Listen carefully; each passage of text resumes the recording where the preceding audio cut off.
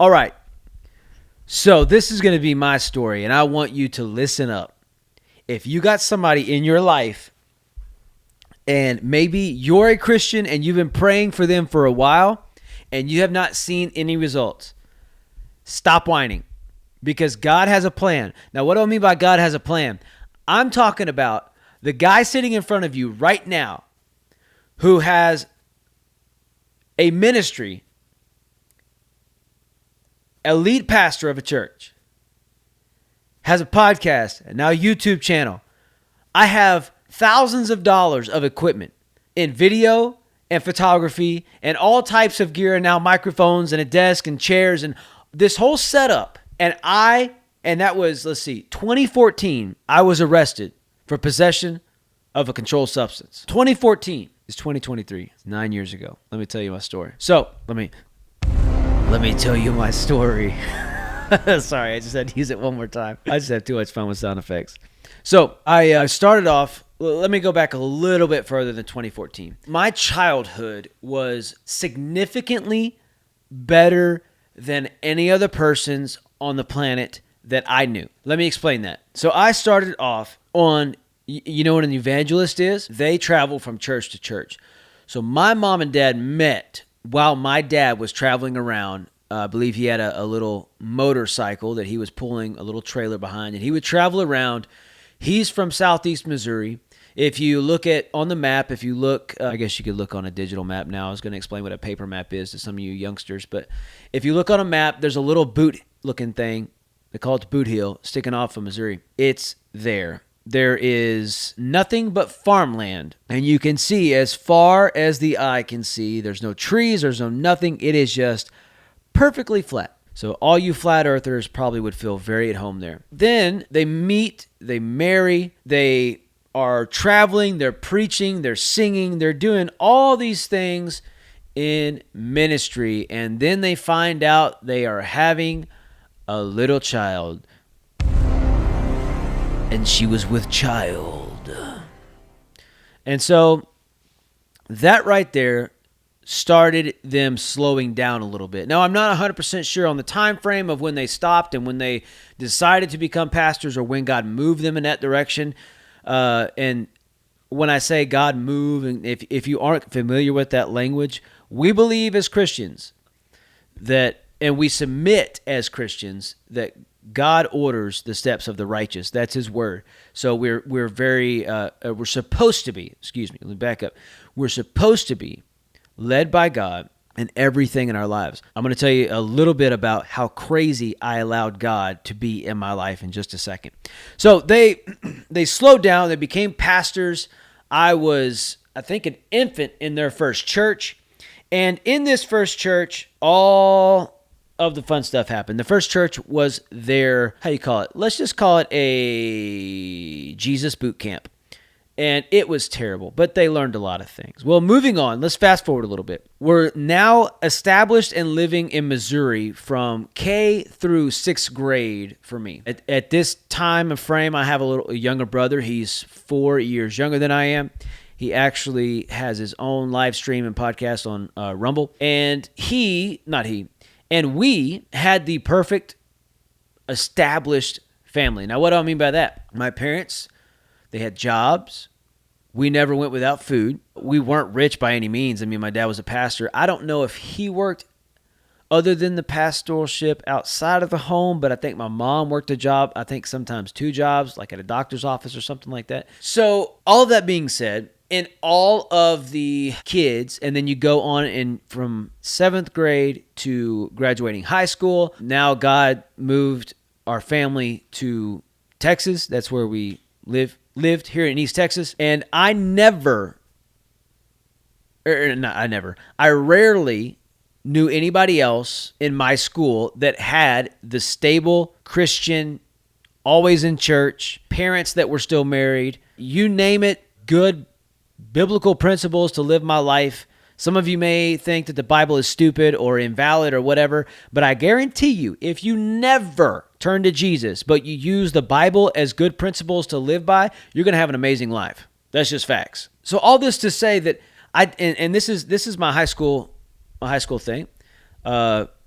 had girlfriends, whatever kind of the typical teenage stuff.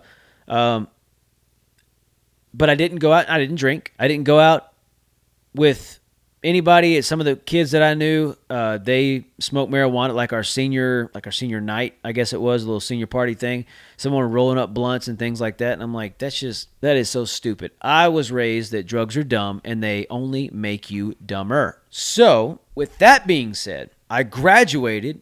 I went to a college in Waxahachie called Southwestern Assembly of God University. What I was doing was what I thought I was supposed to do, and it wasn't a bad path at all. I was actually going to get, going to get a degree for becoming a youth pastor, and so anyways, I went there. I made some very close friends very quickly. I was serving in a church there during the week, and then on the weekends we'll come back home to Palestine, visit family, my mom specifically, because I'm a mama's boy, and I'm also her favorite. Ain't that right, Mom? And then yeah, so I was doing that, and I ended up falling head over heels for this girl, and she kind of broke my heart and betrayed me, and then I ended up betraying a friend. It was this whole mix-up stupidity all around, very immature. I backstabbed someone just for a girl that ended up backstabbing me to go back to him. It's just, just drama. So I go back home. I take the youth pastor position at my dad's church, and I'm thinking in my head, oh, well, I got to skip all of the studying because I did not graduate. All of the studying and blah, blah, blah. And then there was a time where I messed up royally and I had to step down from being youth pastor. This is why I highly, highly discourage, not that it's impossible or not that it can't be done, but I highly discourage anyone, especially youth pastors, but primarily any ministers, to do ministry and be in leadership somewhere where they have the authority to do things to not be single, because it can lead you down a path that will only lead to destruction if you understand what I'm saying to you. Before I step down, or close to the end of it, I don't really remember, honestly, the framing of it, probably pretty close at the very end. It had to be, because I started drinking like a fish. I decided, hey, I'm in my early 20s. Why is everyone else having fun and living their best life? Why am I not doing that? Why am I not having any fun? I ended up meeting my first wife at a party that I threw while my parents were out of town. Now, mind you, I'd already lost the youth pastor position that I really didn't deserve in the first place. Didn't earn it. Bad decision. Well, not bad decision on my dad's part. He was on point. I was the one that messed it all up. Then I meet my first wife at a party I was throwing. I had to move back in with my parents. Ended up marrying her. I had a plan to now go to studio engineering, and this college was in Orlando. So my brother I mentioned a minute ago, he was all on board and kind of wanted to do stuff in the same genre that this school offered for film and things like that. So he actually moved with me and my new wife, and she was pregnant.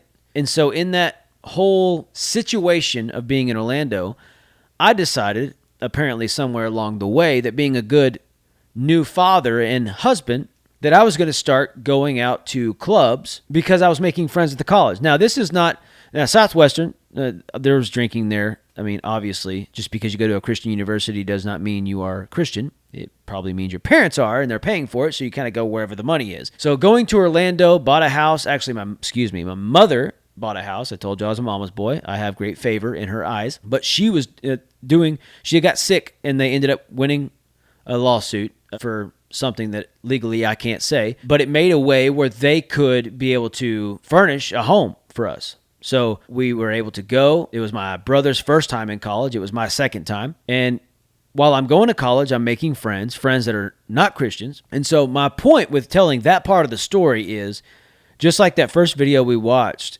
where she grew up in a good home, that she did not want to follow the rules, so she left.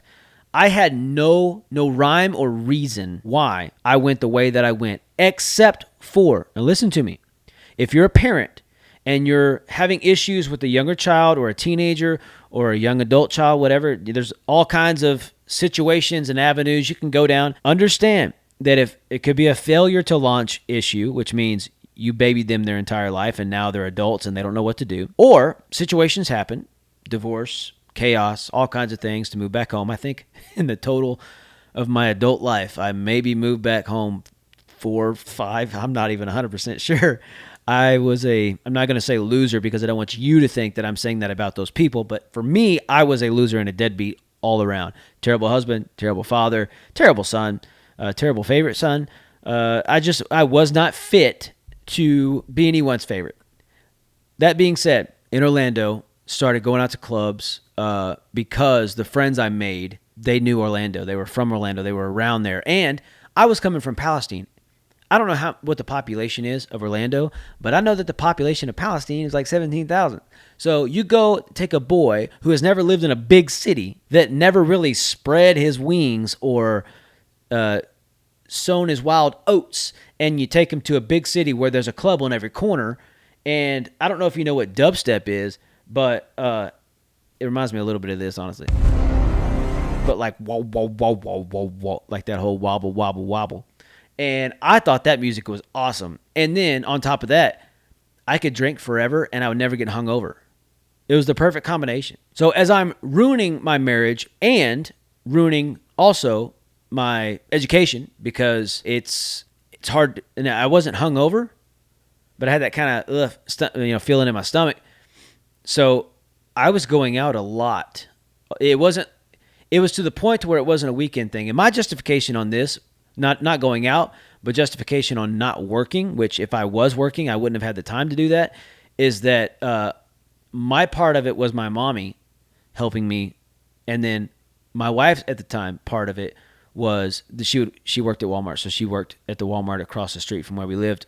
And then I was going to school full time. But then I ended up having time for the clubs. Anyways, so pretty much you get the gist. It was both-sided, but I played a major role in selfishness and pride to ruin that first marriage. And then there was a lot of other things that happened that's none of your business. And then after she left, because she left, she took our son Tristan, left, went back to Palestine. Well, I mean, at that time, now I really had no anchor to reality or reason to act right. Whatever. Open the floodgates. Here we go. So because of that, or not because of that, in addition to that happening, I had no regard for myself at all. And so what happened was that I started making friends that were now the club owners, club promoters. I started making a name for myself, and not really anything except I would go out and get drunk and crazy. But it's kind of weird. Even in the depths of our sin, sometimes the gifts God gives us still there. So God gives me favor with people. I don't know why, but I can talk to anybody and I can make someone feel close to me and I feel close to them without much effort at all. Like making people a part of my life is very, very easy to me. And that's why I can look at a camera with not much training and I can talk to you like you're sitting in front of me talking to me, because I feel that you're a part of my conversation. Like I can't see you. There's a few of you watching. I can't see you, but I feel like you're here with me. So to me, it's very easy to include somebody in my life and make it where it's about us instead of just me. And so this guy that I met maybe twice, he sends me a text. And he's like, hey, come to the bathroom. So it was a large club. It could hold about maybe 500 people, something like that. And by this time, I had all access to anywhere I wanted in the club. They had a VIP section up where the DJ was at. I could walk up to the DJ. I even played, did a little on the DJ's thing. I didn't know the guy, but because I knew the owner, I could pretty much do whatever I wanted. And so this guy texts me, he says, hey, come to the bathroom. I go to the bathroom. By this time, obviously, I'm drunk. I'm at a club. And he said, I had long hair and a big beard. And I did not start this. It's a little ironic, but for some reason, I got the name Jesus. I don't know why, and it wasn't Jesus. I don't even look Spanish, but Jesus. They started calling me Jesus, and he said, "Hey man, you want some of this?" I said, "What is it?" And on the in a kind of commercial setting in a bathroom, there's kind of that double roll of toilet paper. It's like a housing of it. Well, on top of there, it's flat, and he chopped this little white stuff up, and he said, "Man," and he rolled up a dollar bill, and he said, "Snort this, man. Just breathe it in." So I did it, and it burnt a little bit. But it was like all of a sudden, I didn't want to drink anymore. I just wanted to dance. And so from that moment on, I began to go down this dark path of cocaine addiction, drinking constantly, and then doing Molly, which I don't know if you know what that is, MDMA. It's kind of a, what do you call it? It's not a hallucinogen. I don't remember exactly what it does, but it messes you up. I was in the middle. I was outside of someone's house at a party once. I snorted some cocaine. I snorted half of a Molly, and you know the old VHS tapes or the players that you could push once, fast forward, and it would go kind of real fast. I'm out in the front of this house, and I'm going like this to my hand, like this slow, like this speed.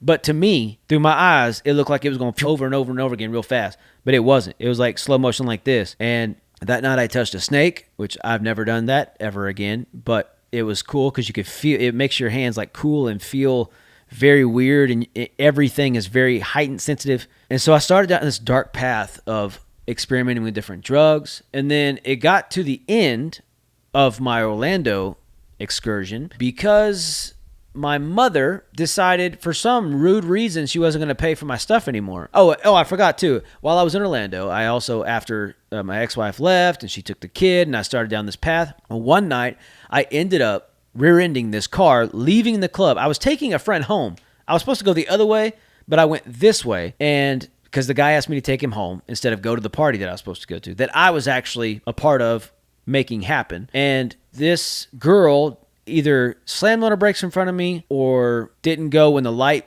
turned. Not 100% sure because I could barely walk straight. I had spent all night at the club, and I'm the one, and she was on her phone. I was the one who had enough mind to tell her to pull off the main road and go up into this gas station that was closed down.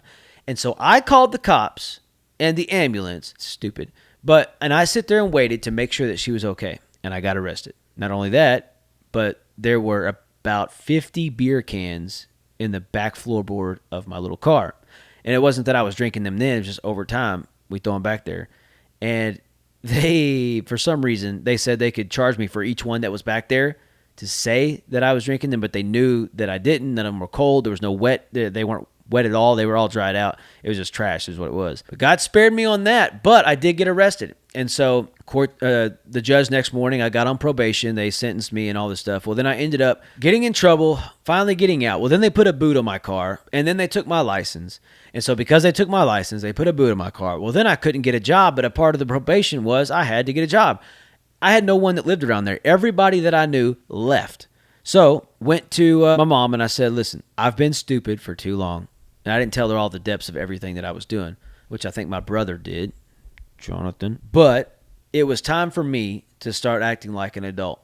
And by that, I meant come home and move in with mommy again. So my great cousin dropped everything. His name is John. He's actually preached in my church, which is pretty cool. He came, he helped me move. He loaded up a trailer, and we headed back over to Texas from Orlando.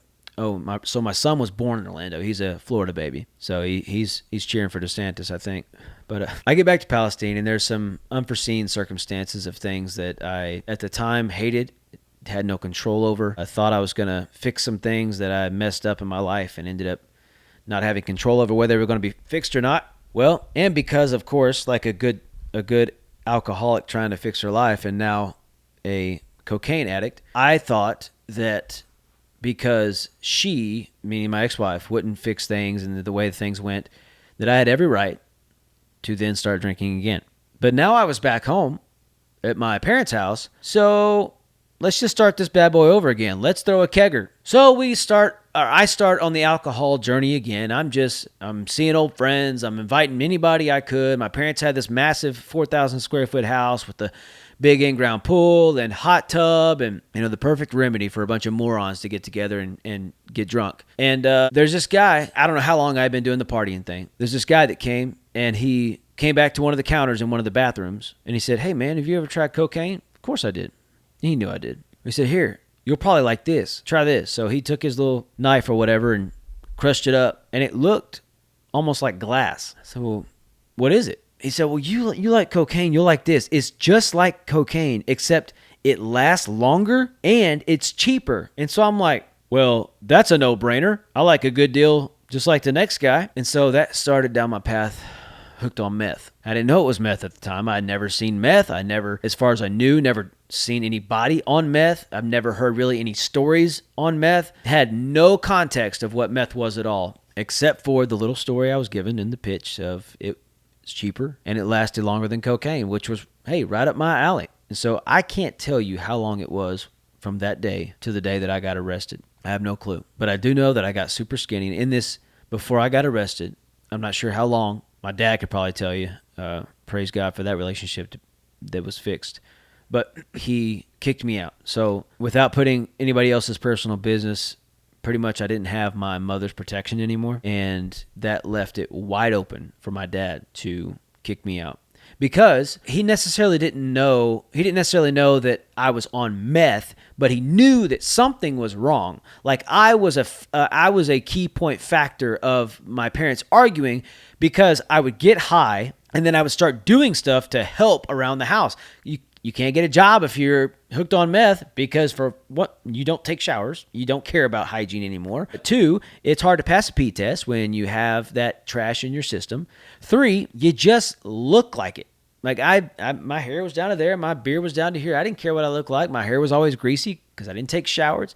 My reality, I one time took a little video camera and argued with my dad that there was a snake crawling in the little thing on the bottom of the TV, a little speaker thing. And I went back and I played it for him. And I said, look, this is what I'm talking about. See? And I played it for him. And this is the first time I realized I went off a little bit on the deep end, because I watched back with him and showing him. And when I looked at it on the camera, I didn't see anything. And I was just like, and I argued with him. And I, Dad, I promise it was there. So long story short, my dad ended up kicking me out because I couldn't. Now he kicked me out with kind of the stipulation of, since you keep acting like this, you can't come back until you stop. So if I needed a shower or I needed clothes or whatever, he let me come back. Like he wasn't like mean about it. But I remember the moment he kicked me out, he was screaming. I don't remember if he was crying, but I know I was, because I was. So if you don't know this about meth, when you're coming down, you're very emotional, like extremely emotional. Anything can make you just cry or stupid angry. And I was like bawling, like screaming at him, blaming him. For there was no justification for me yelling at him. It was me acting like a moron, and he was saying, not in my house, which was kind of fair. Now that I'm a dad, now that I have a house. So that being said, he kicked me out, and I was homeless. I had some drug dealers I would make connections. I would sell drugs. I would do anything I could to provide and get money for my cigarettes. And so that right there, I was homeless for a while. And because I was out on the streets, because I didn't have a place to go or to stay, my car was full of stuff. And my dad did give me money one time. I don't know if I still owe him money. Dad, let me know if I still owe you money. He wrote me a check, I think, or no, he didn't write me a check. He gave me cash for my acoustic guitar that I now play in worship all the time. So what he did is he technically bought it from me. Let me hold on to it, but bought it from me so that I could have money to survive out there and eat and stuff like that. And I always held on to my camera. I had my first professional camera. I had it by then because I started my company in 2012, and all this happened probably 2009, 2010, 2011. It's kind of the whole, when everything started going south, moving to Orlando and stuff, because Tristan was born in 2008. So anyways, and so it got me cigarette money for purchasing the guitar. Well, because I was staying in a hotel every now and then, I had a hotel that I was staying with a couple of people, and this guy needed me to take him to a couple of towns over, back to his house to regroup, to re-up, whatever he was going to do that day. And the cop that pulled me over said I had a tail light out. I don't know if that was true or not. I was too high to have a clue. But we were all out, I thought. I did not realize that there was a Altoids container in my left pocket that had one little baggie in it and one little shard left in it. If you don't know, a shard's kind of like a little splinter of a meth, pretty much. And so this is what sent me down the path to get back to where I needed to be where I am today. And when they arrested me, I was in Palestine. One of the most embarrassing times in my life was when one of the officers that showed up on the scene of my arrest was a guy I went to high school with. Then, so as I was getting arrested and processed back in the county jail, he came up, he didn't take me. He came back. He came up to me and he started talking to me. He said, "Man, Steven, what are you doing? He's in my, not in my face, but he was right there, and he just was talking soft, and he was like, Steven, what are you doing, man? You got to stop this. You got to stop. Of course, being the big boy I was, manly, I started crying, and had to strip down naked to go into there. Had to hold myself and cough so that they could make sure I wasn't smuggling anything in or had, I guess, anything hidden. And so I get in a holding cell, and then they get a room ready for me. And the room was actually with 7 to 9 of the guys. And I was arrested with a guy that I thought was my friend. And so this dude was probably 3 or 4 years younger than me. He was freaking out. And he was saying, oh, man, if we go in there, we got to help each other out. If you get out first, you got to make bail. You got to figure out a way to get me out. And I got you and I got you. Well, within 24 hours, he was out, and I never heard from him again. Listen to me. People that you think are on your side when you're in the depths of your sin will be nowhere to be found when you really need them. It's a lonely game. So I'm in there. I call my dad. Man, it upset me so much because I think my mom changed numbers because she was in Arkansas at this time. And I could not remember her number. I could only remember my dad's number because he had the same one since I was a kid or since we moved to Palestine. So I called him, and man, I cursed him out. I yelled at him. It was all his fault. Of course, if he wouldn't have ever kicked me out, I wouldn't be in the situation that I was in. All his fault, not mine. Well, then I was in the cell, and a few days later, I started sobering up. I took a shower. It was crazy. After I got done yelling to my dad, I went and I laid down. I was on the top bunk. I covered my head up, and I kind of cried myself to sleep. And for the first time in a long time, I had peaceful sleep. And a few days went by, and my dad always told me, listen to this. My dad always told me, he said, if you ever get locked up, you're going to find your own way out. My dad is not a liar. Let me tell you, he stuck to his word. And I don't know, I'm the softer one, I think, between me and my wife being parents. I think she's the one that sticks to the rules. I'm the one that's kind of like, yeah, whatever, as long as it's not killing anybody. And I don't know if it's because I'm a guy, and I'm just like, whatever, he's not dying, or, I don't know, walk it off, whatever. Put duct tape on it. That heals all wounds, right? It's in the Bible. And so I don't know. But if my son was in that position, I don't know if I could leave him in there. So for my dad to do that to me, I think it probably was some of the hardest self-restraint that he was going through to just say, sorry, you got to sink or swim. So let's fast forward a little bit. The cell had this Bible. And by this time, actually, let me back up. This is an important story, an important part of the story. So inside of the cell, I found a Bible. I started writing scriptures. You ever done that thing where you're reading the Bible and you flip it over to a specific thing and you point and you're like, oh, that's exactly what God's saying.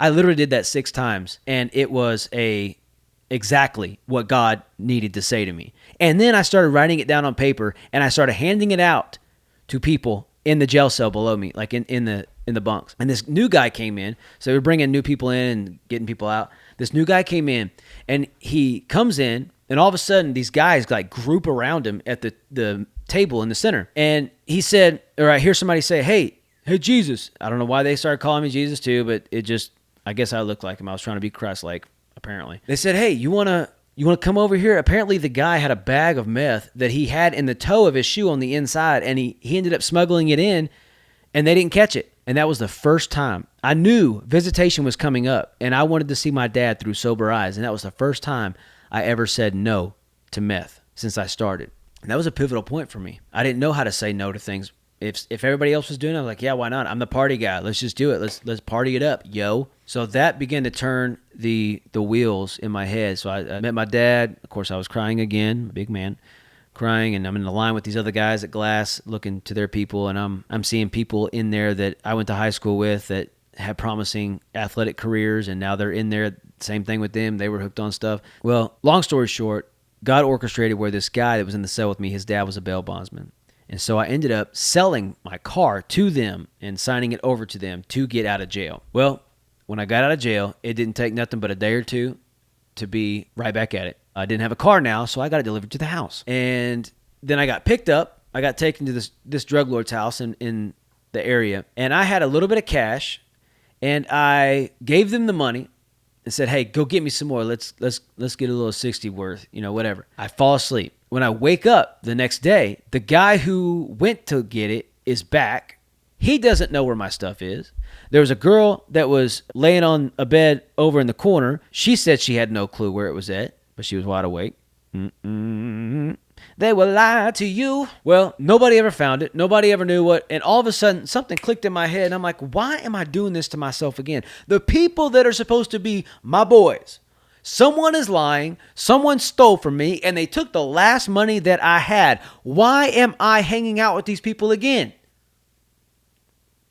So I called my brother. He was in town. He came and picked me up. And I never went back. So you remember the cousin that came and helped me move from Orlando back to Palestine, that dropped everything. They knew him and his wife, and he had 2 little kids, about the same age as my son. They knew I was struggling. They knew I was having issues and fresh out of jail. And apparently they had talked about it before he came up and offered. And he said, hey, why don't you, we're about to move to White House. So it's about an hour away because they were leading worship at a church over there. Why don't you come with us? I don't know, man. Let me think about it. And so I thought about it, and I was like, the reason I keep going back is because I keep going and staying around the same group of people and expecting different results. I have to eliminate these relationships, or these relationships will eliminate me. I have to. And so I went with him, and he actually, this is a cool part of my news story. He baited me to come to the church in the first place by saying there was a little blonde girl that was over there that he thought I'd get along with. I'm like, okay, blonde girl, I just got out of jail. What's up, boy? So I went multiple times. I even went to their stupid, their rehearsal, their worship practice, and she was nowhere to be, and she was on the worship team, nowhere to be found. I don't know where she was at. She can't even tell me where she was at. She said maybe she had to work, maybe she was in the back with the kids. I don't know. The church was not that big. The chances of me not seeing her or her not seeing me are slim to none unless it was a God thing. Let me tell you this. God got a hold of me in a service. And let me tell you, the same wallet right here in the back, right here, now where I carry guitar picks, I had a bag of meth in my pocket when I went down to that altar, and nobody knew it. And that night, I cried and I cried and I cried at that altar. I got up. But when I went home, I justified because I spent my last money on this little bag. I put it on a creased tinfoil. I hollowed out a pin, and I lit underneath it, and I smoked it, and I cried.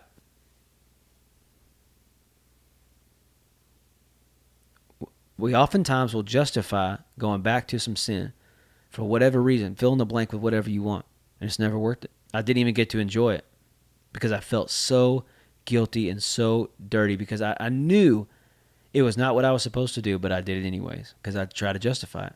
Well, then fast forward. My dad, every time he saw me, because I had the long hair, he's old school. He's, the pastor with the come over. And every time he saw me, he would say, hey, want to get a haircut? Every single time. Want to get a haircut? Well, when I saw him again, I said, Dad, let's go get a haircut. He actually, a few months ago, sent me that photo. I wish I had it right now. I'd show y'all. But a photo of when I was sitting in the chair, the barber's chair, about to get the haircut, and I looking with sober eyes to that guy, it looked so disgusting. I was like, ew. After I got that haircut, I went back to church, cut my beard down about what it is right now, and that's when my wife was there. I kid you not.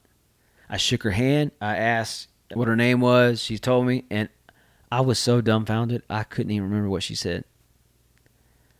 But she told me later, she's like, if I'd have saw you like that, the way you described that, I never would have looked your way again. But here's what happened. When she was walking across the stage, I said, and the pastor's wife at the time was sitting next to me up in the sound booth, and I said, I'm going to marry that girl. I said it out loud. I knew it in my heart.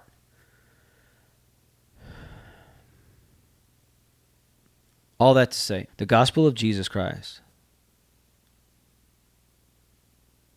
There's nothing, after all of the evil and dark things that I did, nothing that I think that I could do could ever earn back my right in the good graces of God, except for Jesus. And now you fast forward, we just passed in April 8 years of being married. And now the son that I almost lost lives with us full time. And now she is pregnant with a little baby girl that's due the 1st of October. You can't tell me or convince me any other way that Jesus Christ, the gospel of Jesus Christ, the good news of Jesus Christ, transforms lives in ways that you can never imagine. We're now lead pastors of a church, a new church that's about 3 or 4 years old. The building is 3 or 4 years old. It's a remnant from a much larger church later.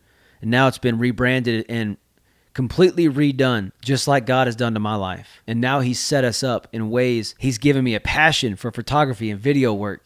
He's given me a passion for sharing the gospel with people online, even the ones I make mad.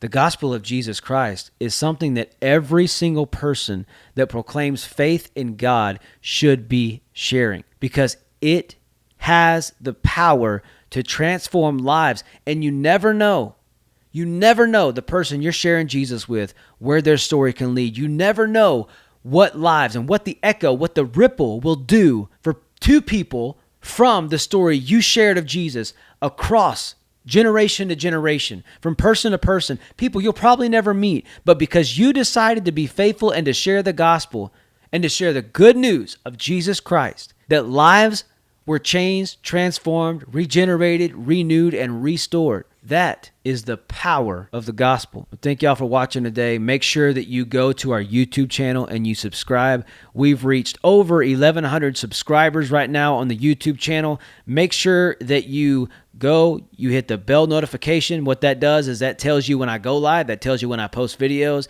It tells you also Instagram. I'm on the grams now. Facebook, if you're a part of the Facebook group, we're almost, I think, to 800 people in the Facebook group. So a lot of good things happening. Every single day, we're putting out brand new videos. And every month, we're putting out new interviews on the podcast or wherever you consume that content. So make sure you go subscribe there as well. God bless y'all. Thank you. And I will see you next time.